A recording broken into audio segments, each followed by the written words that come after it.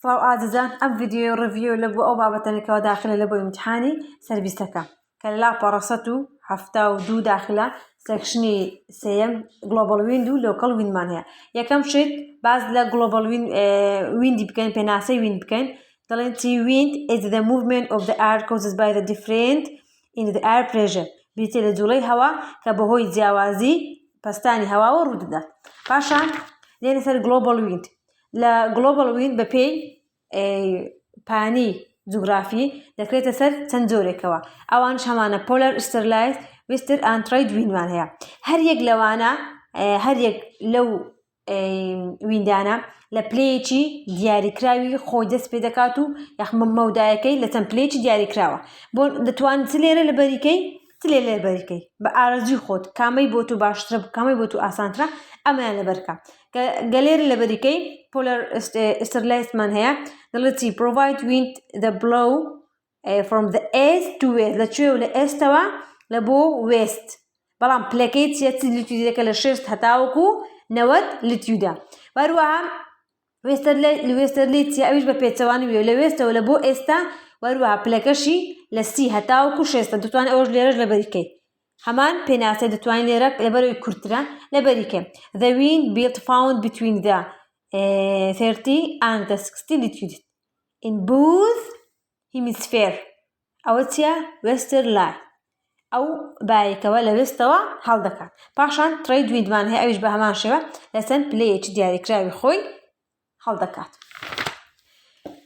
وەرە سەر سێکشنی سێیەم، باز لە ئایر پۆلیوشن دەکات، پیسبوونی هەوا. ئێمە دوو جۆر ئایر پۆلیوشنمانە، هەمانە پۆلیوشنی پرایمەری وەروە پۆلیوشنی سەکەندەری. پرایمەری پۆلیوشن، سەکەندەری پۆلیوشن. پۆلیوشنی سەرەتایی، پیسبوونی سەرەتایی وەکو ئەو شتانێکەوە زیاتر ناچڕەڵن، ئەو شتانێکەوە سروشتینە. بۆ نمونە دەست، سیاساڵ، گاز، ڤۆڵکانس، ئاش، سمۆک، کاربۆن دایۆکساید، ئەوانە هەر هەمویان سروشتینە، پیسبوونێکی سروشتیە. تۆز بێت، بۆ نمونە گازی گڵکانەکان، دووکەڵ، ئەوانە یاخود خوێی دەریایەکەن، ئەوانە هەر هەمویان پرایمەری پۆلیوشنن. پرایمەری پۆلیوشن پیسبوونێکی سەرەتاییە کە زیاتر هۆکارەکەی ناچڕەڵە، هۆکارەکەی سروشتیە. بەڵام سەکەندەری پۆلیوشنمان هەیە. باوترین نمونە لە سەکەندەری پۆلیوشن سمۆچە. سمۆچ ئەو لە ئەنجامی دووکەڵی سەیارە و یاخود پیسبوونی هەوا و هەروەها لەگەڵ ئۆزۆن دروست دەبێت کەوا لە پیسبوونێکە پێی دەگوترێت سمۆچ. کەواتە نمونە لەسەر سەکەندەری پۆلیوشن سمۆچ. بەڵام لەگەڵ لە پرایمەری پۆلیوشن دەست، سیاساڵ، ڤۆڵکان، گاز، ئاش، سمۆک، ئەوان هەر هەمویان نمونە لەسەر پرایمەری پۆلیوشن. لە دوایوی ئەو سۆرسانێکەوە هومان مرۆڤ هۆکارە لە بۆ پیسبوونیان. هەمانە ئەو پیسبوونانێکەوە پیشەسازینە یاخود ئەو پیسبوونانێکەوە لە ناو ماڵە. ئەو پیسبوونانێکەوە پیشەسازینە وەکو کارگەکانە، کارگە بەربووەکانە، ئەو شتانە دەگرێتەوە. وەروەها پیسبوونەکانی ناوماڵ کۆمەڵێک پیسبوونمان هەیە. کۆمەڵێک بۆ نمونە هەمانە فەنگای، بەکتریا، کاربۆن دایۆکساید، سۆلڤێنتمان هەیە، گازۆلین. هەر یەک لەوانە پاکەرەوەکانی حەمام و ناوماڵ و ئەو شتانە، هەر یەک لەو پاکەرەوە، هەر یەک لەو ناوانە پیسبوونی ناوماڵن. لەوانەیە ئەمن بۆت بێنمەوە بڵێم 3 دانە، 2 دانە، 4 دانە لەبەرکە، نەک هەر هەمووی نا. لەوانەیە بۆت بێنمەوە بڵێم 2 دانە بۆم بنووسە، 3 دانە بۆ بنووسە. لە دوایوی ئەسید پرستیشنمان هەیە، دابارین ترشمان هەیە کە لە چی پێک هاتووە؟ ئەسڵەن دابارین واتە چی دەگرێتەوە؟ ڕێین، سڵید، سنۆ، هەر سێکیان دەگرێتەوە. مادەم ئەسیدە کەواتە contain high concentration of the acid. precipitation واتە دابارین. بارانە، تەزرەیە یاخود بەفرە کەوە ڕێژەیەکی زۆر لە ئەسیدی تێدایە، ڕێژەیەکی زۆر لە ترشێتی تێدایە، بۆی پێی دەگوترێت ئەسید پرستیشن، دابارینی ترشی. لە دوایوی پێداچوونەوەکانش ئەو هەڵبژاردانە بخوێنە. ئەو هەڵبژاردنانە پاشان دێنە سەر لاپەڕە 188 water in the air. یەکەم شت پێناسەی weather. weather چیە؟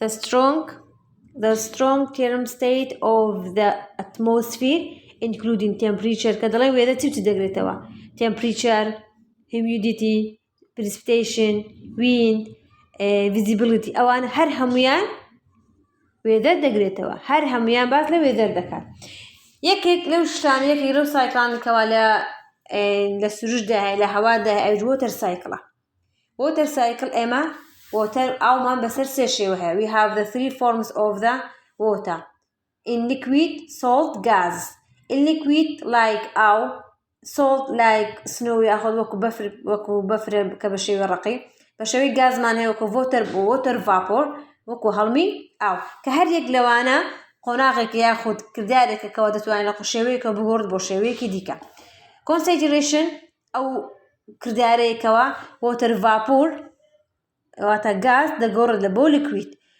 water vapor دەگۆڕێت لە بۆ ئاو واتە چڕبوونەوە کاتێک هەڵمی ئاو دەگۆڕێت دەبێت بە ئاو evaporation ئەو قۆناغەیە کەوا liquid water دەگۆڕێت لە بۆ vapor واتە evaporation بە هەڵم بوون کاتێکەوە ئاوێکی شل دەگۆڕێت لە بۆ هەڵم precipitation دابارینە وەکو rain snow snow دابارینە دێتە خوارەوە پاشان لە دوای ویتمان هەیە گوتمان humidity-مان هەیە کە humidity یەکێکە لە وێدەرینگەکان پێناسەکەی تدر amount of water vapor in the air بڕی ئاوە بڕی هەڵمی ئاوە لە ناو هەوادا پاشان دێنە سەر condensation پێناسەکەی condensation گوتمان change of the state from gas to liquid dew point مانەی خاڵشتەونەکەوە dew نمونەیەکە لە concentration ئەگەر هاتەوە گوتی نمونەکانی concentration دەڵێت چی dew fog وەروەها cloud ئەوە هەر سێ نمونەنە لە concentration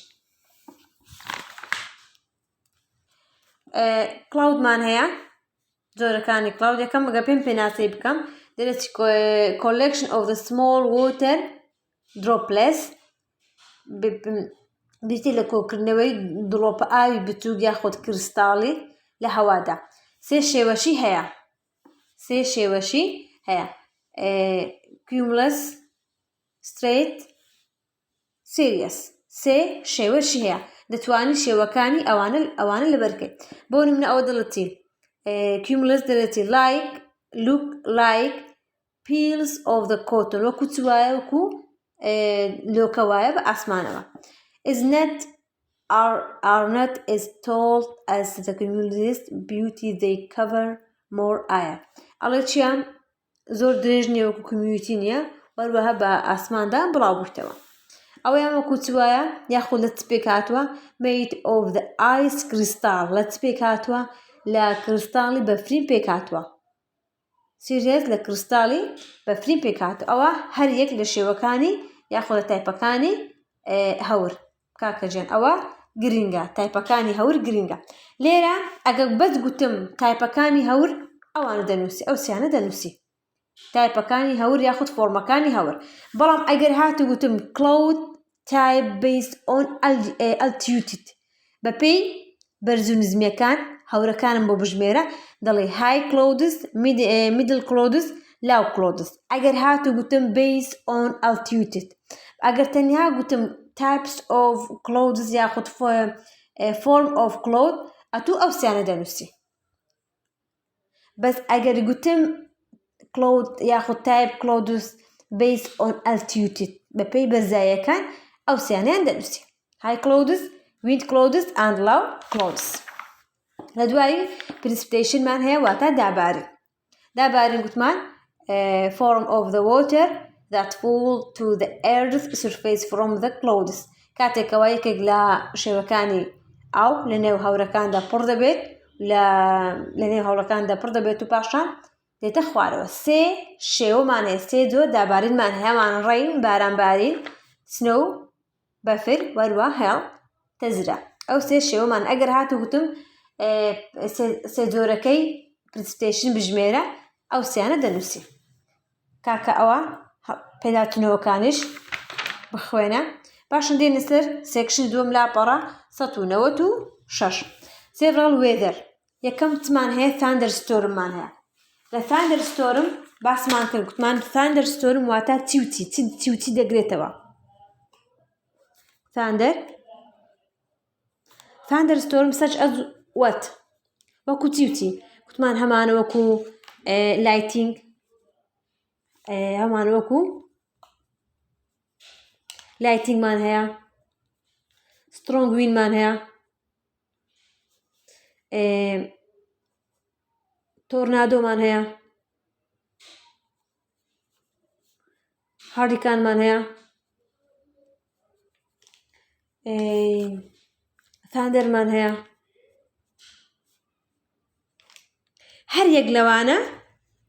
هەر یەک لەوانە جۆرێک یاخود بەشێکە لە thunderstorm هەر یەک لەوانە بەشێکە لە thunderstorm floodمان هەیە ئەوانە هەمویان بەشێکە لە thunderstorm بێمە سەر lightning پێناسەی lightning چیە is the electric discharge that occur between the positive charge air and negative charge air بریتە لە جیاوازی چارجەکان لە positive charge و بارگەکان لە positive لە نێوان positive بارگەی positive و بارگەی negative ڕوودەدات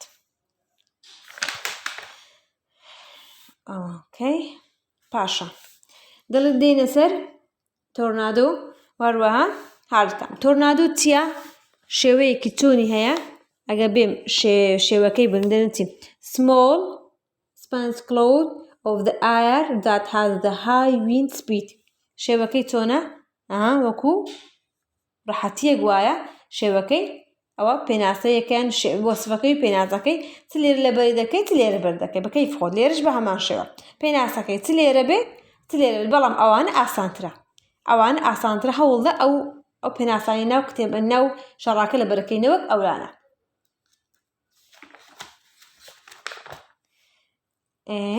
ئەوانش کاکەجان ئەو پێداچنەوەکان دێنە سەر سێکشنی سێمی لاپەڕە 203 لە سێکشنی سێمی لاپەڕە 203 باز لە میتیرۆلۆجی دەکات کەژناسی کە دەڵێ کەژناسی پێناسەکەی دەڵێتی need measure virus atmosphere condition وەکو چی such as وەکو چی air pressure such as air pressure humidity precipitation temperature wind speed wind direction ئەوانە هەر یەک لەوانە بەشێکە لە کەژناسی بەشێکە لە میتیرۆلۆجی و هەر یەک لەوانە بە ئامێرێکی تایبەت بە خۆی دەپێورێت یەکێک لەوانە فێرمۆمیتەرە گەرمی پێ و فێرمۆمیتەر بە چ دەپێورێت بە جیازێکەکەوە ئایر تێمپریچەرە پێ دەپێوێت دەڵێتی use to measure air temperature چێ thunderstorm کەواتە thunderstorm بەکاردێنێت بۆ پێوانەکردنی ئایر تێمپریچەر باڕۆمەتر ئینسترومێنتێکە دەستگایەکە بەکاردێنێت بۆ پێوانەکردنی ئایر پرێژەر باڕۆمیتەر ئی ئایر پرێژەرە تێرمۆمیتەریش ئی ئایر تێمپریچەرە وینسۆکمان هەیە وینسۆک دەڵێتی wind direction can be measured by the windsock ئاڕاستەی بایەکان دەپێورێت بەهۆی وینسۆکەوە ئەنیمۆمیتەرمان هەیە ئەویش بە هەمان شێوە ئینسترومێنتێکە دەستگایەکە بەکاردێت بۆ پێوانەکردنی wind speed لێران چمان هەبوو ڕادارمان هەبوو کوتمان بەکاردێت to find the location movement دوپلەر ڕادارمان هەبوو بۆچی بەکاردێت used to trade precipitation ئایزۆبارمان هەیە ئایزۆبار are the lines that connected point of the equal are بابەجان پەیداچنەوەکان کە دەڵێ which of the following instrument measuring air pressure barometer ئەو پەیداچنەوەنش لەبەر کە بابەجان پەیداچنەوەکانی هەتاوەکو ئەوەش داخلە ئەو پەیداچنەوەنش داخلە لاپەڕە 206